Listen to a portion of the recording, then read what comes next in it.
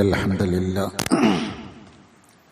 نحمده ونستعينه ونستغفره ونؤمن به ونتوكل عليه ونعوذ بالله من شرور أنفسنا ومن سيئات أعمالنا من يهده الله فلا مضل له ومن يضلله فلا هادي له ونشهد أن لا إله إلا الله وحده لا شريك له وأشهد أن محمدًا عبده ورسوله أرسله بالحق بشيرًا ونذيرًا ليظهره على الدين كله ولو كره المشركون اللهم صل على محمد وعلى آل محمد كما صليت على إبراهيم وعلى آل إبراهيم وبارك على محمد وعلى آل محمد كما باركت على إبراهيم وعلى آل إبراهيم في العالمين إنك حميد مجيد أما بعد فإن خير الكلام كلام الله وخير الحديث كتاب الله وخير الهدي هدي محمد صلى الله عليه وسلم وشر الأمور محدثاتها وكل محدثة بدعة وكل بدعة ضلالة أيها الإخوان والأخوات أوصيكم بنفسي أولا بتقوى الله أعوذ بالله من الشيطان الرجيم يا أيها الذين آمنوا اتقوا الله حق تقاته ولا تموتن إلا وأنتم مسلمون يا أيها الناس اتقوا ربكم الذي خلقكم من نفس واحدة وخلق منها زوجها وبث منهما رجالا كثيرا ونساء واتقوا الله الذي تساءلون به والأرحام إن الله كان عليكم رقيبا يا أيها الذين آمنوا اتقوا الله وقولوا قولا سديدا يصلح لكم أعمالكم ويغفر لكم ذنوبكم ومن يطع الله ورسوله فقد فاز فوزا عظيما بسم الله الرحمن الرحيم فقل استغفروا ربكم إنه كان غفارا يرسل السماء عليكم مدرارا ويمددكم بأموال وبنين ويجعل لكم جنات ويجعل لكم أنهارا ما لكم لا ترجون لله وقارا صدق الله സ്നേഹമുള്ള മുഅ്മിനുകളായ സഹോദര സഹോദരിമാരെ, അല്ലാഹു സുബ്ഹാനഹു വ തആല നമ്മെ ഓരോരുത്തരെയും അനുഗ്രഹിക്കുമാറാവട്ടെ.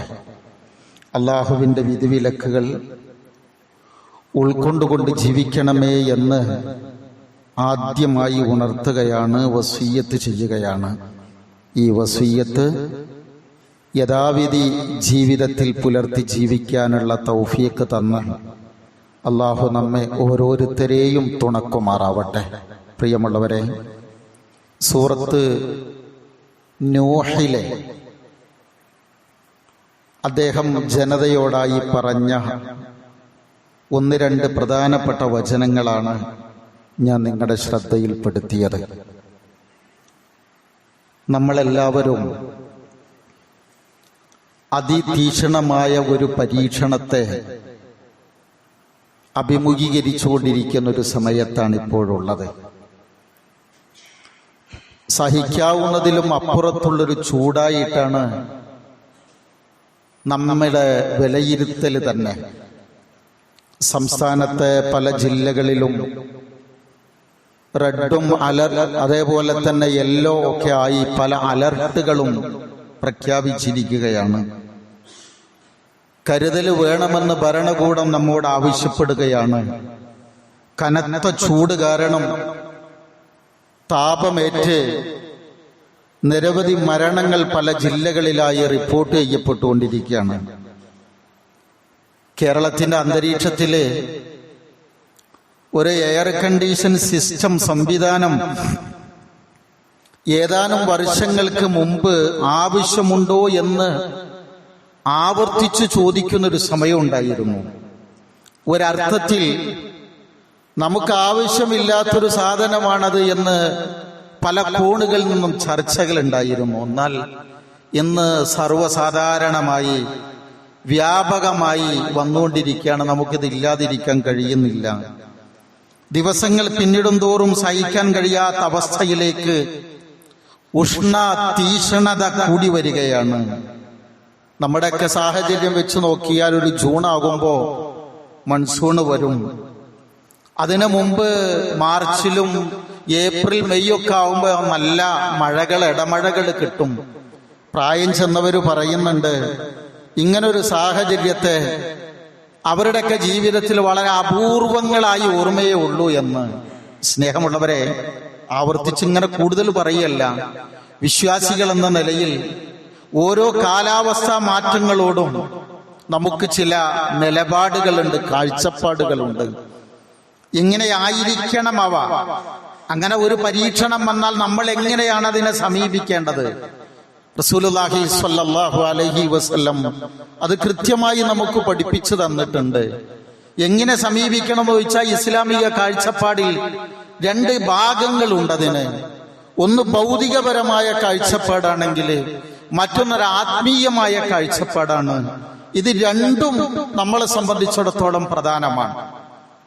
നമ്മുടെ നിലനിൽപ്പിന് ഇത് രണ്ടും പ്രധാനമാണ്. കാരണം ഈ ഭൂമിക്ക്, ഈ പ്രപഞ്ചത്തിന് രണ്ട് വ്യവസ്ഥകളുണ്ട്. ഒന്ന്, ഒരു പ്രാപഞ്ചികമായി പടച്ച റബ്ബ് നിശ്ചയിച്ച ചില വ്യവസ്ഥകളോടൊപ്പം ഇതിനൊരു ധാർമ്മികപരമായ വ്യവസ്ഥ കൂടിയുണ്ട്. ധാർമ്മിക വ്യവസ്ഥകൾ തെറ്റിച്ചാൽ ഈ പ്രകൃതി പ്രതികരിച്ചുകൊണ്ടിരിക്കും പല നിലക്കും. അതുകൊണ്ട് ഈ രണ്ട് വ്യവസ്ഥകളും വളരെ പ്രധാനമാണ്. അതുകൊണ്ടാണ് ഭൗതികമായ കാരണങ്ങൾ പറയുന്നിടത്ത് പൊതുവെ നമ്മളൊക്കെ പറയാറുണ്ട്, പ്രകൃതിയുടെ സ്വാഭാവികമായ ഈ ഒഴുക്കില്, ഇതിന്റെ താളപ്പൊരുത്തത്തില് നമ്മുടേതായ ഇടപെടലുകൾ മുഖേന വരുന്ന മാറ്റങ്ങൾ. ഖുർആൻ അതിനെ ഉപയോഗിച്ചത് ലഹറൽ ഫസാദു ഫിൽ ബർരി വൽ ബഹരി ബിമാ കസബത് ഐദിൻ നാസ്. നിങ്ങൾക്ക് ഞാൻ ഈ ആയത്ത് ഓതുമ്പോൾ തന്നെ മനസ്സിലാവും എന്താണ് അതിന്റെ വീക്ഷണം എന്നുള്ളത്. കരയിലും കടലിലുമൊക്കെ മനുഷ്യന്റെ കരങ്ങൾ പ്രവർത്തിച്ചത് നിമിത്തമുള്ള ഫസാദുകൾ എമ്പാടും പരന്നു കാണുന്നു എന്നാണ്. എന്താണ് ഫസാദ് എന്ന് പറഞ്ഞാല്? ശരിയായ രീതിയിൽ പോകുന്ന ഒരു സംഗതി ക്രമം തെറ്റി അതിന്റെ ഓർഡർ തെറ്റിക്കൊണ്ടുവരുന്നതിനെയെല്ലാം നമ്മൾ ഫസാദ് എന്നാണ് പറയുക. അപ്പൊ ആ ഫസാദ് അവിടെ വന്നിരിക്കുന്നു, ചേർത്തി വായിക്കുക. രണ്ട്, ആത്മീയപരമായ കാരണങ്ങളാണ്. മനുഷ്യരായ നമ്മുടെ ദുഷ്പ്രവണതകള്, ദുഷ്ചിന്തകള്, ദുഷ്പ്രവർത്തനങ്ങള് ഒക്കെ അള്ളാഹുവിന്റെ കൽപ്പനകൾക്ക് എതിരായി വരുമ്പോൾ, ജീവിതം അത്തരം അവസ്ഥകളിൽ മുന്നോട്ട് പോകുമ്പോൾ ഓരോ പരീക്ഷണങ്ങൾക്ക് കാരണമാകും. ഞാനത് മുഴുവൻ എണ്ണി പറയല്ല, ഒരൊറ്റ ഹദീസ് നിങ്ങൾ ശ്രദ്ധിക്കുക. മഹാനായ ഇബ്നു ഉമർ റളിയല്ലാഹു അൻഹു നമുക്ക് പറഞ്ഞു തരുന്ന റസൂലുള്ളാഹി സ്വല്ലല്ലാഹി അലൈഹി വസല്ലമയിൽ നിന്നുള്ള ഒരു വചനമുണ്ട്. ആ വചനം കേട്ടാൽ തന്നെ ബാക്കി എല്ലാ കാര്യങ്ങളും നമുക്കൊരു തെളിച്ചം കിട്ടും. ഇദ്ദേഹം പറയുകയാണ്, അഖബല അലൈന റസൂലുള്ളാഹി സ്വല്ലല്ലാഹു അലൈഹി വസല്ലം, അള്ളാഹുവിന്റെ ഹബീബ് ഒരിക്കൽ ഞങ്ങളുടെ അടുക്കലേക്ക് വന്നിട്ട് പറഞ്ഞു, യാ മഅ്ശറൽ മുഹാജിരീൻ ഖംസ് ഇദ് ബുതലൈതും ബിഹിന്ന വഅഊദു ബില്ലാഹി അൻ തുദ്രികുഹുന്ന. അല്ലയോ മുഹാജിറുകളെ, റസൂലുള്ളാഹി സ്വല്ലല്ലാഹി അലൈഹി വസല്ലം മക്കക്കാരെ വിളിച്ചുകൊണ്ട് പറയുകയാണ്, 5 കാര്യങ്ങൾ, അത് അത്തരം അവസ്ഥകൾ നമ്മിൽ വരുന്നതിനെ തൊട്ട് അള്ളാഹുവിനോട് ഞാൻ കാവലിനെ ചോദിക്കുകയാണ്, അത് നമ്മെ വന്ന് പിടികൂടാതിരിക്കട്ടെ എന്ന് റസൂലുള്ളാഹി സ്വല്ലല്ലാഹി അലൈഹി വസല്ലം പറയുകയാണ്. ലം തൽഹരിൽ ഫാഹിശ ഫീ ഖൗം ഹത്താ യുഅലിനു ബിഹാ ഇല്ലാ ഫശാ ഫീഹിം അത്താഊന വൽ ഔജാ അല്ലതി ലം തകുൻ ഫീ അസ്ലാഫിഹിം അല്ലദീന മലൗ. നിങ്ങൾക്കിടയിൽ ഫാഹിശാത്തുകൾ വർദ്ധിച്ചാൽ, എന്താ ഫാഹിശാത്ത് എന്ന് പറഞ്ഞാല്? നമ്മളുടെ പ്രകൃതിക്ക് യോജിക്കാത്ത, ചില പ്രവർത്തനങ്ങൾ കാണുമ്പോ അറിയാതെ നമ്മുടെ നെറ്റി ചുളിഞ്ഞു പോയിട്ട് അയ്യേ എന്ന് പറയും. അയ്യേ എന്ന് പറഞ്ഞു പോകുന്ന ചില പ്രവണതകളുണ്ട്. ഒക്കെ ഫാഹിഷാത്തുകളാണ്. നമ്മളെ ചുറ്റുപാടുകളിലേക്ക് നമ്മൾ ഇങ്ങനെ ആലോചിച്ചു നോക്കുക, ഒന്ന് ശ്രദ്ധിച്ചു നോക്കിയാൽ നമുക്ക് കാണാവുന്ന ഒരുപാട് ഫാഹിഷാത്തുകൾ. ഇതിൽ പ്രധാനം വ്യഭിചാരമാണ്. അവസാന കാലഘട്ടത്തുമ്പോ പറയും, റസൂലുള്ളാഹി സ്വല്ലല്ലാഹു അലൈഹി വസല്ലം പറയാ, ദേ ഇവിടുന്ന് ഒന്ന് ഇടിക്കുന്ന അപ്പുറത്തേക്ക് പോ, ഈ മനുഷ്യന്മാരുടെ ഇടയിൽ എന്ന് പറയുന്ന ഒരു സാഹചര്യം വരും. ഫാഹിഷാത്തുകൾ വർദ്ധിച്ചാൽ മുമ്പൊരു സമൂഹത്തിനും ഉണ്ടാവാത്ത വിധമുള്ള മാരകമായ രോഗങ്ങൾ, പരീക്ഷണങ്ങൾ നിങ്ങളെ വന്ന് ഭവിക്കുമെന്നാണ്. അള്ളാഹു കാത്തുരക്ഷിക്കുമാറാവട്ടെ. എന്നിട്ട് രണ്ടാമത് പറഞ്ഞു, വലം യൻഖുസുൽ മിക്യാല വൽ മീസാൻ ഇല്ലാ ഉഹിദു ബിസ്സിനീന വശിദ്ദത്തിൽ മുഊൻ വജൗരി സുൽത്താനി അലൈഹിം. ഒക്കെ ഇങ്ങനെ തെളിഞ്ഞു വരുന്നത് പോലെ നമുക്ക് തോന്നുകയാണ്. നിങ്ങൾക്കിടയില് അളവിലും തൂക്കത്തിലും കൃത്രിമം കാണിക്കുന്ന ഒരു പ്രവണത വന്നാൽ ഉടനെ എന്തു വരുന്നറിയാമോ? കാലവിപത്തുകൾ വന്നു ഭവിക്കും.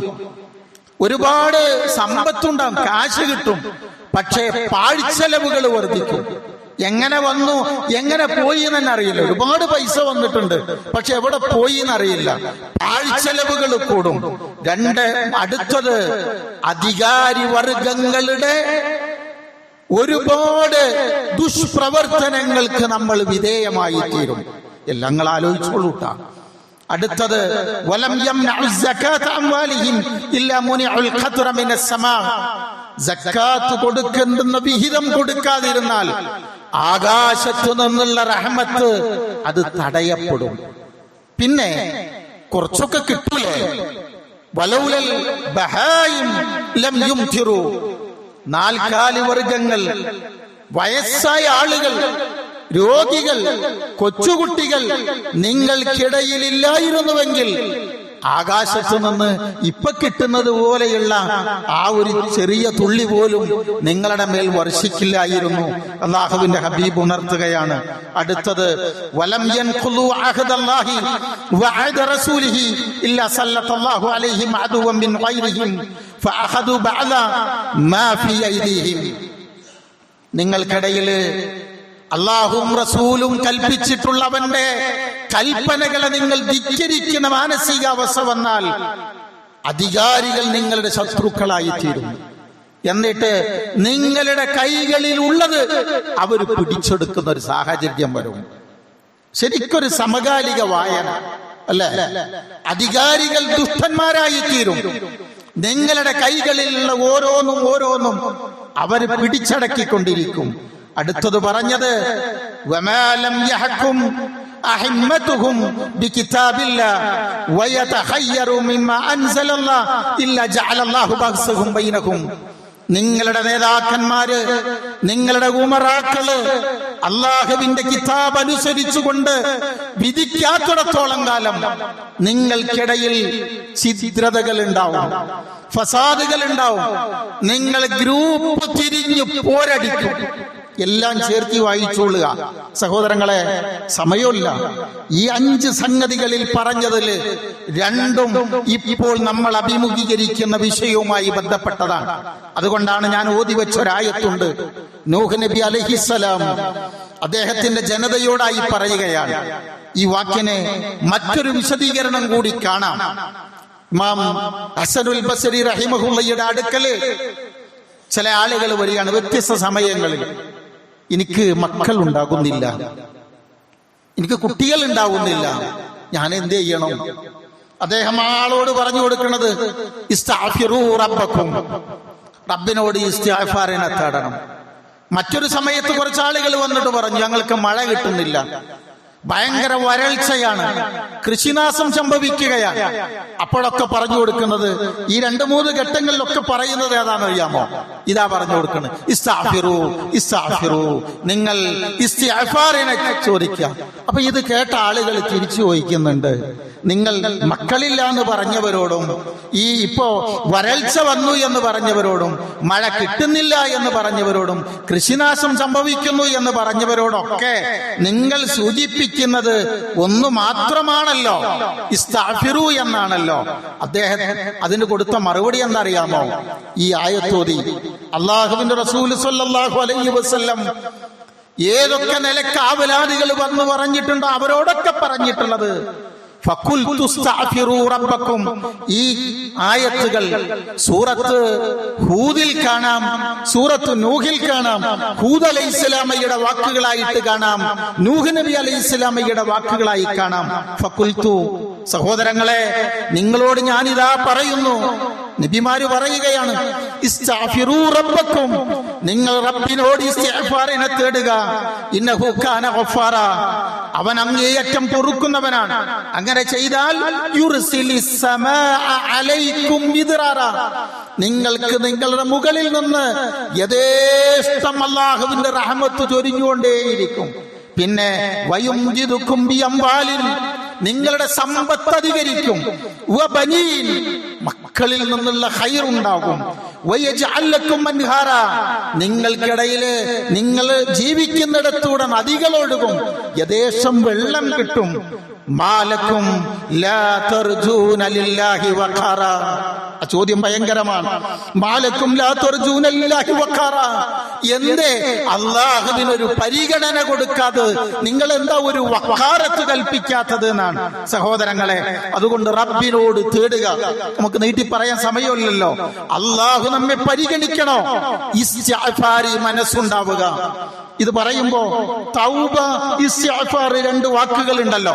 തൗബ എന്ന് പറയുന്നത് നമ്മുടെ ജീവിതത്തിൽ വന്നുപോയ തെറ്റുകൾക്ക് നമ്മൾ അല്ലാഹുവിനോട് പൊറുക്കലിനെ ചോദിക്കലാണ് തൗബ എന്ന് പറഞ്ഞാൽ. ഇസ്തിഗ്ഫാർ അതല്ലട്ടോ. ഇസ്തിഗ്ഫാർ തെറ്റു വന്നവനും തെറ്റു വരാത്തവനൊക്കെ എല്ലാവരും ചെയ്യേണ്ടതാ. എന്തിനാണ് ഇസ്തിഗ്ഫാർ വർദ്ധിപ്പിക്കുന്നത്? അസ്തഗ്ഫിറുല്ലാഹ് എന്ന വാക്കുകൾ അല്ലെ, അങ്ങനത്തെ കുറെ പ്രാർത്ഥന ഉണ്ട്. സുബ്ഹാനല്ലാഹി വബിഹംദിഹി, സുബ്ഹാനല്ലാഹിൽ അലീം വബിഹംദിഹി അസ്തഗ്ഫിറുല്ലാഹ്. നിങ്ങളുടെ തുലാസിൽ കനം തൂങ്ങുന്ന, നിങ്ങളുടെ നാവുകൾക്ക് ഏറ്റവും എളുപ്പം കിട്ടുന്ന രണ്ട് വാക്ക് ഞാൻ പറഞ്ഞു തരട്ടെ. അല്ലാഹുവിന്റെ ഹബീബ് പറയുകയാണ് സ്വല്ലല്ലാഹു അലൈഹി വസല്ലം. എന്താണ് ആ വാക്ക്? സുബ്ഹാനല്ലാഹ്, സുബ്ഹാനല്ലാഹിൽ അലീം. അല്ലേ, രണ്ട് ചെറിയ ചെറിയ വാക്കുകള്, എത്ര സിമ്പിൾ ആണെന്നാ. അപ്പൊ ഇസ്തിഗ്ഫാർ വർദ്ധിപ്പിക്കണം. അതുകൊണ്ട് ഞാൻ വേഗത്തിൽ ഒന്ന് രണ്ട് കാര്യങ്ങൾ പറഞ്ഞു തരികയാണ് സഹോദരങ്ങളെ. ചൂട് കൂടി വരുമ്പോ, ഈ കാലാവസ്ഥകൾക്ക് മാറ്റം വരുമ്പോ നമ്മൾ ചില സംഗതികൾ ശ്രദ്ധിക്കേണ്ടതുണ്ട്. ഒന്ന്, നമ്മൾ നമ്മുടെ ശരീരത്തെ സംരക്ഷിക്കണം. ശരീരത്തെ ഒന്ന് സംരക്ഷിക്കണം. നിന്റെ നഫ്സിനോട് നിനക്ക് ഹക്കുണ്ട്. അങ്ങനെ ഒരു വാക്കുണ്ട്, ജസദ്, അതിനോട് നിനക്ക് ഹക്കുണ്ട്. അപ്പൊ എന്താണ് അതിന്റെ ഹക്ക്? ശരീരത്തിനോട് നമുക്കൊക്കെ ബാധ്യതയുണ്ട്. എന്താണ്? ആരോഗ്യ പ്രവർത്തകരുടെ വാക്കുകൾക്ക് കാതോർക്കണം, അത് ശ്രദ്ധിക്കണം, അത് ജീവിതത്തിൽ പുലർത്തണം, അവരുടെ നിർദ്ദേശങ്ങൾ പാലിക്കണം. പിന്നെ വെള്ളം നല്ലോണം കുടിക്കണം, മരുന്നുകൾ കൃത്യമായി കഴിക്കണം. ചൂടുള്ള സമയത്ത് അത്ര കണ്ട് പുറത്തിറങ്ങരുത്. എന്ന് വെച്ചാൽ നിങ്ങളുടെയൊക്കെ ഈ സാഹചര്യത്തിൽ ഞാനൊന്നും വയർക്കുന്നില്ല, ഞങ്ങൾ അതിനേക്കാളൊക്കെ വലിയ ചൂടെന്ന് അങ്ങനെ വരുന്ന. പക്ഷെ ചില ആളുകളൊക്കെ എന്ത് പറയുന്നറിയോ, ചൂട് കൂടുമ്പോ രക്ഷപ്പെടാനുള്ള മാർഗങ്ങൾ സ്വീകരിക്കുന്നതിനോ ഇതിനേക്കാളൊക്കെ എത്ര വലിയ ചൂടാണ്, ഇതൊന്നും പ്രശ്നമല്ല. അങ്ങനെ ഒന്നിനെയും നിസ്സാരമായി നമ്മൾ കാണരുത്. ബാക്കി നിങ്ങൾ ആലോചിക്കുക. രണ്ടാമത്തത് എന്താന്ന് ചോദിച്ചാൽ, ചൂട് കൂടി വരുമ്പോ അതിന് രക്ഷപ്പെടാനുള്ള മാർഗം മഴ കിട്ടണമെന്നുള്ള തന്നെയാണ്, അല്ലേ? ഇടമഴ ഒക്കെ ഒരു ഇപ്രാവശ്യം വളരെ വളരെ കുറവാണ്. നമ്മുടെയൊക്കെ നാട്ടില് ഇല്ലെന്ന് തന്നെ വേണമെങ്കിൽ നമുക്ക് പറയാം.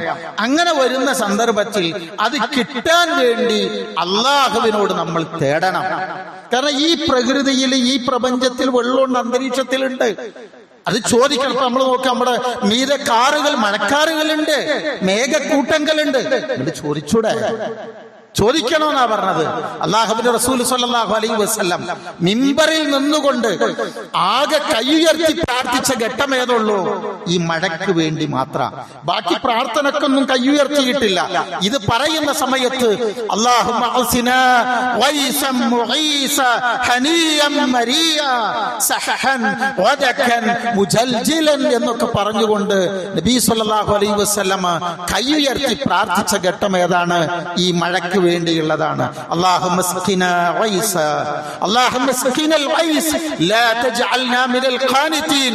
ഞങ്ങളെ നിരാശന്മാരിൽ പെടുത്തരുത് റബ്ബേ, ഞങ്ങളുടെ മേൽ നീ വെള്ളം വർഷിപ്പിച്ചു തരണമേ. ഇത് നമ്മൾ പറയുന്ന സന്ദർഭത്തില് മഴ എന്ന് പറയുന്നത് പല നിലക്കുണ്ടാവും. അപ്പൊ നിങ്ങൾ നോക്ക്, GCC നാടുകളിൽ നമ്മൾ നോക്കിയിട്ടുണ്ടെങ്കിൽ അവിടെ, അത് ഞാൻ 1-2 മിനിറ്റ് കഴിഞ്ഞിട്ട് ഞാൻ പറഞ്ഞു തരുന്നുണ്ട്, അവിടുത്തെ മഴ ഇപ്പോ നിയന്ത്രണം വിട്ടതുപോലെയാണ്. അള്ളാഹു എല്ലാവിധത്തിലുള്ള മുസീബത്തുകളിൽ നിന്നും കാത്തിരക്ഷിക്കുമാറാവട്ടെ. ഉപകാരങ്ങൾക്ക് വേണ്ടിയാണ് നമ്മൾ തേടേണ്ടത്. അള്ളാഹു മനുഷ്യന് നൽകിയ ഏറ്റവും വലിയ അനുഗ്രഹങ്ങളിൽ ഒന്നെന്നെയാണ് ഈ മഴ എന്ന് പറയുന്നത്. വെള്ളം എന്ന് പറഞ്ഞത് അതിനെ എണ്ണിപ്പറഞ്ഞതായിട്ട് തന്നെ നമുക്ക് കാണാം. കാരണം എന്താ അറിയാം, നമുക്ക് ഏറ്റവും ആവശ്യമുള്ളത് വെള്ളമാണല്ലോ. വെള്ളം ഉണ്ടാക്കാനുള്ള മൂലകങ്ങൾ നമ്മുടെ കയ്യിലുണ്ട്. അതുകൊണ്ട് നമുക്ക് വെള്ളം ഉണ്ടാക്കാൻ കഴിയോ? നമ്മുടെ ബക്കറ്റില് 2 ഹൈഡ്രജനും 1 ഓക്സിജനും ഇട്ട് തന്ന വെള്ളം ഉണ്ടാക്കാൻ കഴിയില്ലല്ലോ. അത് കിട്ടണം, എവിടെ നിന്ന് കിട്ടണം? മുകളിൽ നിന്ന് കിട്ടണം. നമ്മൾ മിക്കവാറും, ഇത് പറയുമ്പോൾ എന്തറിയാം, നമ്മൾ മിക്കവാറും ഒരു വിലയും കൽപ്പിക്കാത്തതാണ് ഈ വെള്ളം എന്നൊക്കെ പറയുന്നത്. എന്തുകൊണ്ടാ? വെറുതെ കിട്ടുന്നതിന് പലപ്പോഴും നമുക്കൊരു വിലയില്ല. വെറുതെ കിട്ടുന്നതിന് വിലയില്ല. കാരണം യഥേഷ്ടം വെള്ളം ഇങ്ങനെ കിട്ടും. അതുകൊണ്ട് നമ്മുടെ സമീപനം അങ്ങനെയാണ്. അതേപോലെ തന്നെ നമ്മുടെ ഒരു സമീപനമുള്ള നമ്മുടെ ആയുസ് എന്ന് പറയുന്നത്. ഇതിന് വല്ല രോഗമൊക്കെ വരുന്നത് അവസാനിക്കാൻ സമയത്ത് പടച്ചോനെ പിടുത്തം മുട്ടലോ എന്ന് പറയുന്ന ഘട്ടത്തിൽ മാത്രമേ നമ്മൾ അതിനെ ശ്രദ്ധിക്കാറുള്ളൂ. അല്ലാന്നുണ്ടെന്നുണ്ടെങ്കിൽ നമ്മൾ എന്ത് ചെയ്യണം എന്ന് ചോദിച്ചാൽ, അള്ളാഹു വില കൽപ്പിക്കണമെന്ന് പറഞ്ഞതിനോട് അനുസരിച്ച് നമ്മൾ ജീവിതത്തെ ക്രമീകരിക്കല്ലോ. ഒരു വിലയും അതിന് കൽപ്പിക്കാറില്ല. എന്നാൽ അള്ളാഹുവാണ് മഴയുടെ തോതും രീതിയും അതെങ്ങനെ, എവിടെ, എത്ര അളവിൽ നൽകണമെന്നൊക്കെ തീരുമാനിക്കുന്നത്. അതിന് പടച്ചോൻ പറഞ്ഞ എങ്ങനെ അറിയാം? ഈ വാക്കുകൾ നല്ലപോലെ ശ്രദ്ധിക്കണം കേട്ടോ, ഒന്നുകൂടി അനങ്ങിയിരുന്നിട്ട്.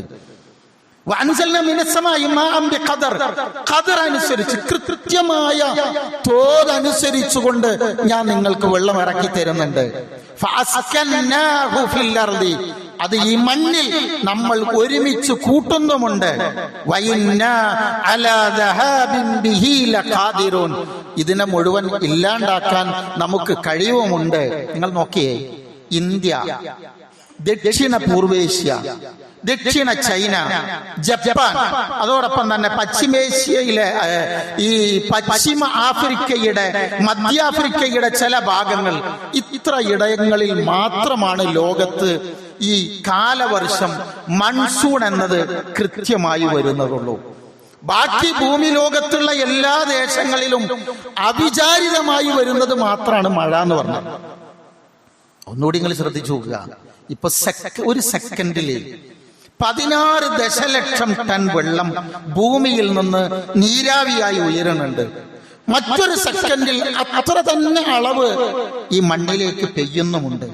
അപ്പൊ നിശ്ചിതമായ അളവിൽ മുകളിലോട്ട്, നിശ്ചിതമായ അളവിൽ തന്നെ താഴോട്ട്. അതുകൊണ്ടാണല്ലോ ആ വെള്ളത്തിനെയാണ് നമ്മൾ മാവുൻ മുബാറക്, മാവുൻ തഹൂർ എന്ന് പറയുന്നത്. മഴ ഇല്ലെങ്കിൽ ഒരു അവസ്ഥ കൂടി നമ്മൾ ശ്രദ്ധിക്കണം. എന്താ അറിയോ, നമ്മുടെ ശരീരത്തിന്റെ ഏകദേശം 2/3 ഭാഗവും വെള്ളം.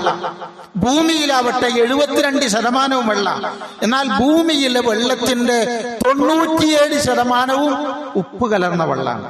2% മാത്രമാണ് മഞ്ഞ്, ഹിമം, മഞ്ഞുമലകൾ ഉരുകിയിട്ട് പിന്നീട് കിട്ടുന്നത്. ആകെ 1% വെള്ളം മാത്രമാണ് ശുദ്ധജലം എന്ന് പറയുന്നത്. ആ ശുദ്ധജലം കിട്ടുന്നതിന്റെ രീതി എവിടെ നിന്നാണ്? അത് ഈ മഴയിൽ തന്നെ. ശരിക്കും പഠിക്കണം, നിങ്ങൾ ഈ വിഷയമൊക്കെ പഠിക്കണം. എന്തുകൊണ്ട് ഈ ചില അറേബ്യൻ നാടുകളിൽ കൃത്യമായി പോയിന്റ് ചെയ്തുകൊണ്ട് യുദ്ധങ്ങൾ ഉണ്ടാകുന്നു? നൈലും യൂഫ്രട്ടീസും ടൈഗ്രീസുമുള്ള നാടുകൾ എന്തുകൊണ്ട് ജയിച്ചടക്കണമെന്ന് പലർക്കും തോന്നുന്നു. അതിൻ്റെയൊക്കെ പിന്നിൽ ചില ലക്ഷ്യങ്ങളുണ്ട്. ഇവിടെ ഏഷ്യയിൽ തന്നെ ഏറ്റവും ശുദ്ധജലം കിട്ടുന്നത് നമ്മുടെ നാട്ടിലാണല്ലോ. ശിരുവാണി എന്ന് പറയുന്ന ഭാഗത്തിലുള്ള പ്രത്യേകതകൾ നിങ്ങൾ ചേർത്ത് വായിക്കുക. അള്ളാഹു നമ്മോട് ചോദിക്കുന്നത്, നിങ്ങൾ കുടിക്കുന്ന ഒരു തുള്ളി വെള്ളത്തെ കുറിച്ച് നിങ്ങൾ ആലോചിച്ചിട്ടുണ്ടോന്നാണ്. നിങ്ങൾ ആലോചിച്ചിട്ടുണ്ടോ? വെള്ളം നിങ്ങളാണോ മഴക്കാറുകളിൽ നിന്ന്, മേഘക്കൂട്ടങ്ങളിൽ നിന്ന് അത് നിങ്ങൾക്ക് ഇറക്കാൻ കഴിയോ? 1968-70 കൃത്രിമമായി നമ്മുടെ നാട്ടിൽ ചെന്നൈയിൽ ഞാൻ ഓർക്കുന്നത് അതാ പിന്നെ കൃത്രിമ മഴ പെയ്യിപ്പിച്ചിട്ടുള്ളത്. ആ വെള്ളം കൊണ്ട ആളുകൾക്കെല്ലാം ഒരു തരം മഞ്ഞപ്പിത്ത രോഗം വന്നു എന്നുള്ളതാണ്. നിന്റെ പണി ഞാൻ എടുത്തോളാം എന്നുള്ളതാണ് അള്ളാഹ് തീരുമാനിക്കുന്നത്. അവിടെ നമ്മുടെ കൈകടത്തലുകൾ വരുമ്പോ അതിൻ്റെതായ ഫിത്നകൾ ഉണ്ടാവും, ഫസാദുകൾ ഉണ്ടാവും. ഇനി നമ്മൾ ഒന്നുകൂടി ശ്രദ്ധിച്ചു നോക്കട്ടെ. ഈ മഴ എന്ന് പറയുമ്പോൾ ഖുർആനിൽ 7 പരം വാക്കുകൾ അറബിയിൽ ഉപയോഗിച്ചിട്ടുണ്ട്, ഖുർആനിൽ ഉപയോഗിച്ചിട്ടുണ്ട് മഴക്ക്. ഈ മഴകളെല്ലാം പിന്നെ വൈസ്, സ്വയ്യിബ്, വാബില്, ത്വല്ല്, ബർദ്, മത്രൊക്കെ ഇതൊക്കെ എങ്ങനെ അറിയാം? അറേബ്യയിൽ പെയ്യുന്ന മഴയല്ല, അറബികൾക്ക് പരിചയമുള്ള മഴയല്ല, മറിച്ച് മഴക്കാടുകൾക്ക് മാത്രം എന്ന് വെച്ചാൽ കൃത്യമായ മൺസൂണുകൾ വരുന്ന രാജ്യങ്ങൾക്ക് മാത്രം അറിയുന്ന മഴകളാണിത്. ഈ വാക്കെങ്ങനെ മരുഭൂമിയിൽ ജനിച്ച റസൂല് പറയാൻ സാധിച്ചു എന്നതാണ് ഖുർആനിന്റെ മുഅ്ജിസത്തായിട്ട് നമ്മൾ വായിക്കേണ്ടത്. അതുകൊണ്ട് സഹോദരങ്ങളെ, മഴ ഇവിടെ ഈ തണുപ്പ് കൂടണം എന്നുണ്ടെങ്കിൽ നമുക്ക് സമയമില്ല. പ്രകൃതി വെച്ച കുറേ സംഗതികളുണ്ട്. വൽ ജിബാല അർസാഹ, ഒന്ന് മരുഭൂമിയിൽ ജീവിച്ച റസൂലാണല്ലോ മരം വെക്കണോന്ന് നമ്മളോട് പറഞ്ഞത് അല്ലേ? ഒരു സൂര്യപ്രകാശം, അത് ആ വെളിച്ചം ഒരു ഇലയിലല്ലാത്ത, മരത്തിലല്ലാത്ത ഏതിൽ തട്ടിയാലും പുറത്തു വരിക ഏതാണ്? ചൂടുണ്ടാക്കാനുള്ള സാധനം. അല്ലാത്തതിന് മാത്രമാണ് തണുപ്പ് പുറത്തു വരുള്ളൂ. അപ്പൊ ഉള്ളതും കൂടി കൊത്തിമുറിച്ചുണ്ടാക്കിയിട്ട് ചൂട് കൂടണമെന്നും നമ്മൾ പറഞ്ഞ് ആവലാതിപ്പെടുന്നതിൽ എന്താണ് അവസ്ഥകൾ ഉള്ളതെന്നാ നിങ്ങൾ ഒന്നുകൂടി ശ്രദ്ധിച്ചു നോക്ക്. ഈ നമ്മൾ സ്കൂളിൽ പഠിച്ചിട്ടുള്ള കുറെ പാഠങ്ങൾ ഇതിലുണ്ട്. നമുക്ക് സമയമില്ല. ഒരു മഴ പെയ്യുന്ന സമയത്ത് പിന്നെ കൃത്യമായി 8 കിലോമീറ്റർ മുതൽ 12 കിലോമീറ്റർ സ്പീഡിലാണ് വെള്ളം വരിക. അത് തുറസായ മണ്ണിൽ തട്ടിയാൽ കുത്തിയൊലിച്ചു പോകും. അതുകൊണ്ടാണ് മണ്ണൊലിപ്പ് തടയാൻ ആര് വേണം? മരം വേണോ എന്ന് പറഞ്ഞത്. ആ റസൂലാണ് മരം വെച്ച് പിടിപ്പിക്കാനും പറഞ്ഞിരുന്നു. പച്ചല്ലാത്ത നാട്ടിലാണ് പച്ചിപ്പ് ഉണ്ടാക്കണമെന്ന് പഠിപ്പിക്കുന്നത്. നേരെ വായിച്ചു നോക്കുക. മഴ പെയ്യുന്ന നേരത്ത് ഒരു മരത്തിന്റെ ചുവട്ടിൽ നമ്മൾ ചെന്നാൽ നമുക്ക് മഴ കൊള്ളൂല. പക്ഷെ മഴ തോർന്നിട്ട് ആ മരത്തിന്റെ നിൽക്കാനും പറ്റൂല. അതിനാണ് മഴച്ചാറ് എന്ന് നമ്മൾ പറയും. മരം പെയ്യ എന്നാണ് ഞങ്ങളുടെ നാട്ടിലൊക്കെ പറയാ അല്ലേ? അതെവിടെ? ഒരു തുള്ളി വെള്ളം പോലും പോകില്ല. വൽ ജിബാല അർസാഹ, പർവ്വതത്തെ ഖുർആൻ എന്തിനങ്ങനെ ചേർത്തി എന്നുകൂടി നമ്മൾ ആലോചിക്കണം. അതുകൊണ്ട് കുടിവെള്ളം നൽകുക എന്ന് പറയുന്നത് സ്വതക്കയാണ്. ഞാൻ 2 വാക്കുകൾ കൂടി വളരെ വേഗത്തിൽ സഹോദരങ്ങൾക്ക് പറഞ്ഞു തരാം. ജാബിർ റളിയല്ലാഹു അൻഹു അദ്ദേഹത്തിന്റെ ഉമ്മ മരണപ്പെട്ടപ്പോ അദ്ദേഹം നാട്ടിലില്ല. നേരെ അത് കഴിഞ്ഞാ വീട്ടിലെത്തുന്നത്. നബിന്റെ അടുക്കൽ വന്ന് ചോദിച്ചു, റസൂലെ, ഞാൻ വീട്ടിലില്ല, ഉമ്മ മരിച്ച സമയത്ത് ഞാൻ ആ ജനാസ കാണാൻ പറ്റിയില്ല. നിന്റെ ഉമ്മാക്ക് എനിക്ക് ചെയ്യാനുള്ള ബാധ്യതകൾ ഏറ്റവും നല്ല അമൽ ഏതാന്ന് വെച്ചു. ഈ ഒരു കിണർ ഒഴിച്ചു കൊടുക്ക്, അതൊരു സ്വതക്കത്തുൻ ജാരിയാണെന്നാണ്. മനുഷ്യർക്ക് മാത്രല്ല, ഞാൻ വിശദീകരിക്കില്ല കേട്ടോ, ജീവജാലങ്ങൾക്കും. ഇപ്പൊ നമ്മള് മദ്രസയിൽ പഠിച്ചിട്ടുണ്ട്, നായക്ക് വെള്ളം കൊടുത്തു, പൂച്ചയെ കെട്ടിയിട്ടു. ആ കഥ പഠിച്ചിട്ടുണ്ടല്ലോ. ആ നായക്ക് വെള്ളം കൊടുത്തതിന്റെ പേരിൽ സ്വർഗം കിട്ടുകയാണ്. ആ പൂച്ചക്ക് ഭക്ഷണം കൊടുക്കാതെ പീഡിപ്പിച്ചതിന്റെ പേരിൽ അള്ളാഹു ശിക്ഷിക്കുകയാണ്. ജീവജാലങ്ങളെ, ജന്തുക്കളെ പോലും എന്ത് ചെയ്യണം? ശ്രദ്ധിക്കണം എന്നുള്ളതാ. ഒരു പാത്രത്തിലൊരു വെള്ളം നമ്മളെ ഏതെങ്കിലുമൊക്കെ ഭാഗത്ത് വെച്ചാൽ എല്ലാ ജന്തുജാലങ്ങൾക്കും കുടിക്കാലോ. വീട്ടിൽ നിന്ന് വരുന്ന വേസ്റ്റ് വെള്ളങ്ങൾ ഉണ്ടാവും. ഏതെങ്കിലും മരച്ചുവട്ടിലേക്കാണ് ഇത് തിരിച്ചുവിടുന്നതെങ്കിൽ അവക്കും അത് ഉപകാരപ്പെടുമല്ലോ. മാത്രമല്ല, വെള്ളം ദുരുപയോഗം ചെയ്യാൻ പാടില്ല. വെള്ളം, വെളിച്ചം എന്നതൊക്കെ ഒരു പൊതുസ്വത്താണ് അല്ലെ? വെള്ളം, പുല്ല്, തീ തടയാൻ പാടില്ല എന്നാ. ദൂർത്തൊരിക്കലും ഈ മേഖലയിൽ ഉണ്ടാകാൻ പാടില്ല. കൂടാതെ സഹോദരങ്ങളെ, 2 കാര്യങ്ങൾ കൂടി ഒന്ന് ശ്രദ്ധിക്കേണ്ടതുണ്ട്. ഒന്ന്, ഇസ്തിഗ്ഫാർ വർദ്ധിപ്പിക്കണം. വേഗത്തിൽ പറയാണ്, ഇസ്തിഗ്ഫാർ വർദ്ധിപ്പിച്ചാൽ നമ്മുടെ ആഗ്രഹങ്ങളൊക്കെ അള്ളാഹു നമുക്ക് സഫലീകരിച്ചു തരും. ഒരു സംശയവും അക്കാര്യത്തിൽ നമുക്ക് വേണ്ടതില്ല. ഇമാം അബൂ ഹനീഫ റഹിമഹുല്ലാ ഒരിക്കൽ യാത്രയിലാണ്. അദ്ദേഹം അങ്ങനെ യാത്ര ചെയ്ത് ഒരു രാത്രിയിലെത്തി, പള്ളിയിൽ കയറിയിരുന്നു. പള്ളി രാത്രിയായപ്പോ അടക്കാൻ നിൽക്കുകയാണ്. അയാളെ പിടിച്ച് പുറത്താക്കുകയാണ്. നിങ്ങൾ ഇതിന്റെ ഉള്ളിൽ ഇരിക്കണ്ടെന്ന് പറഞ്ഞു നിർത്തിയപ്പോ, ഇനി രാത്രി ഞാൻ എവിടെ തങ്ങും? അതിന് നേരെ അപ്പുറത്തൊരു കടയിലും ഒരാൾ അദ്ദേഹത്തിന്റെ അടുക്കൽ വന്ന് പറഞ്ഞു, ഈ കഥ കേട്ടിരിക്കും, നിങ്ങൾക്ക് വിരോധമല്ലെങ്കിൽ എന്റെ കൂടെ ഇന്ന് താമസിക്കാന്ന് പറഞ്ഞു. അങ്ങനെ താമസിക്കാൻ വേണ്ടി അയാളുടെ കൂടെ ഇരിക്കെ ഇദ്ദേഹം ഇടക്ക് അൽഹംദുലില്ലാഹ്, അല്ലാഹു അക്ബർ, സുബ്ഹാനല്ലാഹ്, അസ്തഗ്ഫിറുല്ലാഹ് ഈ വാക്കുകൾ ഇങ്ങനെ പറയുന്നു. അപ്പൊ ഇദ്ദേഹം ചോദിക്കുകയാണ്, ഇയാള് അബൂ ഹനീഫയാണെന്നൊന്നും ഇദ്ദേഹത്തിനും അറിയില്ല കേട്ടോ, എന്താ നിങ്ങൾ ഈ പറയുന്നത്, എന്തേ ഇപ്പൊ ഇതുകൊണ്ടുള്ള മെച്ചം? അപ്പൊ അദ്ദേഹം പറഞ്ഞു കൊടുക്കുന്നത്, എന്റെ ജീവിതത്തില് ഞാൻ ആഗ്രഹിച്ച എല്ലാ മുറാദുകളും, നല്ല മുറാദുകളൊക്കെ അള്ളാഹു ഹാസിലാക്കി തന്നിട്ടുണ്ട്. ഞാൻ വിശ്വസിക്കുന്നത് ഈ വാക്കുകളുടെ ബലമാണ് എന്നാണ്. ഇനി എനിക്ക് ജീവിതത്തിൽ ഒരൊറ്റ ആഗ്രഹമേ ഉള്ളൂ, ഒരു മഹാനായ ഒരു ഇമാമിനെ കുറിച്ച്, ഒരു പണ്ഡിതനെ കുറിച്ച് ഞാൻ കേട്ടിട്ടുണ്ട്. എനിക്ക് അയാളെ നാട്ടിലേക്ക് പോകാൻ ഏതായാലും സമയമില്ല, അയാളെ കാണാമെന്ന് എനിക്കൊരു ആഗ്രഹമുണ്ട് എന്ന് പറഞ്ഞു. ഇത് കേട്ടപ്പോ ഇദ്ദേഹത്തിന്റെ കണ്ണിലുണ്ട് വെള്ളം നിറഞ്ഞുകൊണ്ട്, സഹോദരങ്ങളെ, ഇദ്ദേഹം പറയുന്നൊരു വാക്കുണ്ട്, അൽഹംദുലില്ലാഹ്, നിങ്ങളുടെ ഇസ്തിഗ്ഫാറിന്റെ ബലത്തിൽ അല്ലാഹു അതും നിങ്ങൾക്ക് പൂർത്തീകരിച്ച് തന്നിട്ടുണ്ട് എന്നാണ്. ആ പറഞ്ഞ നിങ്ങൾ അന്വേഷിക്കുന്ന ആള് ഞാൻ തന്നെയാണെന്നാണ്. അസ്തഗ്ഫിറുല്ലാഹ് അല്ലെ, അത് നമ്മുടെ നാവിൽ, നമ്മുടെ ഒരു സംസ്കാരമായിട്ട് മാറണം. മാത്രമല്ല ഭയപ്പെടാനും ചില സംഗതികൾ ഉണ്ട് കേട്ടോ. ചൂട് കൂടുക, ഞാൻ മനസ്സിലാക്കിയിടത്തോളം 14,94,07,000 കിലോമീറ്റർ അകലെയാണ് സൂര്യൻ നിൽക്കുന്നത് അല്ലെ. 13.5 ലക്ഷത്തോളം ഭൂമിയെ കൊള്ളും ആ സൂര്യനില്. ആ സൂര്യനെ നോക്കി നിൽക്കാൻ നമുക്ക് കഴിയൂല. അതിന്റെ ചെറിയൊരു പ്രകാശം കൊണ്ടാണ് നമ്മളിങ്ങനെ വിയർക്കുന്നെങ്കിൽ, അത്ര വലിയ ഒരു സൂര്യനെ ഈ മിൽക്കി വേയുടെ ഈ ക്ഷീരപഥത്തിന്റെ മാതാവാക്കി അള്ളാഹു നമുക്ക് കാണിച്ചു തന്ന അതേ പടച്ചോനാ നമ്മളോട് പറയണത്. എന്നറിയോ, ഒരു നരകമുണ്ട് കേട്ടോ, ഒരു നരകമുണ്ട് എന്നാണ്. അബോധ്യം ജീവിതത്തിൽ ഉണ്ടാകണം.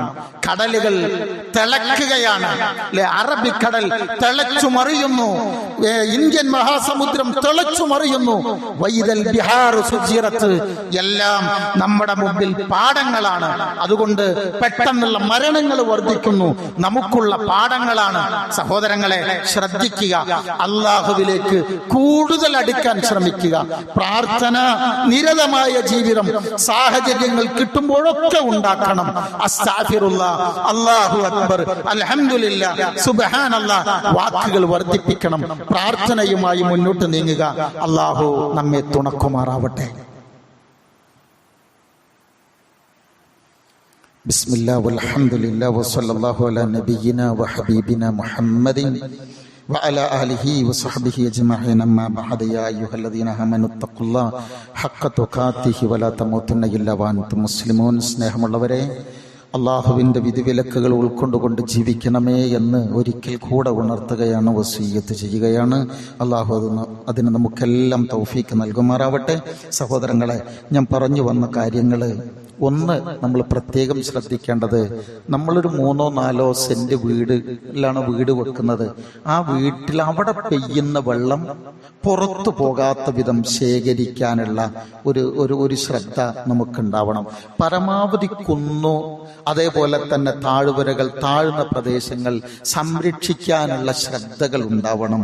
പിന്നെ കുഴൽ കിണറുകളെ പ്രോത്സാഹിപ്പിക്കാതെ സാധാ കിണറുകളെ പ്രോത്സാഹിപ്പിക്കുന്ന ഒരവസ്ഥ ഉണ്ടാവണം. മരങ്ങൾ, ചെടികൾ പരമാവധി വെച്ചു പിടിപ്പിക്കണം, വെട്ടി നശിപ്പിക്കാൻ ശ്രമിക്കരുത്. വെള്ളത്തിന്റെ ഉപയോഗം ഒരു കാരണവശാലും ഇസ്രാഫ് പാടില്ല. നിങ്ങളൊരു പുഴയിന്നാണ് ഒളിവെടുക്കുന്നതെങ്കിൽ പോലും നിങ്ങൾ എന്ത് ചെയ്യരുത്, അമിതമായി ഉപയോഗിക്കരുത്. 3 പ്രാവശ്യം സുന്നത്താണ് ഒളിവെടുക്കുമ്പോഴേ. നമ്മൾക്ക് അവയവങ്ങൾ കഴുകല്, അതിനുള്ള അപ്പുറങ്ങൾ കഴുകാൻ പാടില്ല, അതിനുള്ള വെള്ളം എടുക്കാൻ പാടുള്ളൂ. ഇതിനേക്കാളും യഥേഷ്ടം വെള്ളം ഉണ്ടാവുമ്പോഴല്ലേ നമ്മുടെ കാരണവന്മാര് ആ ഒരു പാത്രത്തിൽ, ഒരു വാലുള്ളൊരു പാത്രത്തിൽ ഇത്ര വെള്ളം എടുത്തിട്ടല്ലേ ഉരച്ച് കഴുകിയിരുന്നത്. അത്ര ശ്രദ്ധയായിരുന്നു എന്നുള്ളതാ. മാത്രമല്ല, അത് നമ്മുടെ ഒരു സംസ്കാരമായി മാറണം. ഈമാനികമായ ജീവിതം ശക്തിപ്പെടുത്തണം, ഇസ്തിഗ്ഫാർ വർദ്ധിപ്പിക്കണം, മറ്റുള്ളവരുടെ അവകാശങ്ങൾ കൃത്യമായി വകവെച്ചു കൊടുക്കണം. ഇല്ലെങ്കിൽ നമുക്ക് കിട്ടാനുള്ള എല്ലാ അനുഗ്രഹങ്ങളും അള്ളാഹു തടയും.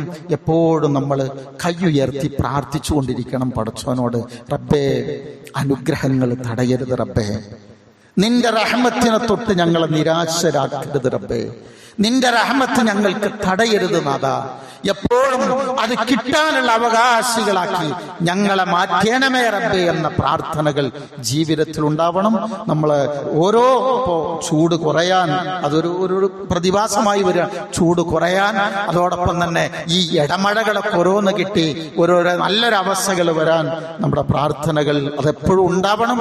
അല്ലാഹു സുബ്ഹാനഹു വ തആല അവനിഷ്ടപ്പെടുന്ന നല്ല മുഅ്മിനീങ്ങളിൽ, നല്ല മുത്തഖീങ്ങളിൽ, നല്ല ദാസന്മാരിൽ നമ്മളെ ഓരോരുത്തരെയും അവൻ ഉൾപ്പെടുത്തി അനുഗ്രഹിക്കുമാറാവട്ടെ. അല്ലാഹുവേ, നിന്റെ റഹ്മത്ത് ഞങ്ങളുടെ മേൽ തടയരുത് റബ്ബേ. അല്ലാഹുമ്മ അസിന വൈസം മുഈസ മുരീഅൻ നാഫിഅൻ യാ റബ്ബൽ ആലമീൻ. അല്ലാഹുമ്മ അസിന വൈസൻ മുഈസൻ ഹനീഅൻ മരീഅൻ സഹഹൻ ഉദകൻ മുജൽജിലൻ യാ റബ്ബൽ ആലമീൻ. അല്ലാഹുമ്മ സ്ഖിനൽ ഗൈസ് വലാ തജ്അൽനാ മിനൽ ഖാനിതീന യാ റബ്ബൽ ആലമീൻ. അല്ലാഹുമ്മ അഗ്ഫിറിൽ മുഅ്മിനീന വൽ മുഅ്മിനാത് വൽ المسلمين والمسلمات الأحياء منهم والأموات إنك مجيب الدعوات يا قاضي الحاجات. ربنا اغفر لنا ولإخواننا الذين سبقونا بالإيمان ولا تجعل في قلوبنا غلا للذين آمنوا ربنا إنك رؤوف رحيم. ربنا هب لنا من أزواجنا وذرياتنا قرة أعين وجعلنا للمتقين إماما. ربنا آتنا في الدنيا حسنة وفي الآخرة حسنة وقنا عذاب النار واغفر لنا يا غافر المذنبين. آمين برحمتك يا أرحم الراحمين. اللهم صل وسلم وبارك على نبينا محمد وعلى آله وصحبه أجمعين وسلام على المرسلين والحمد لله رب العالمين.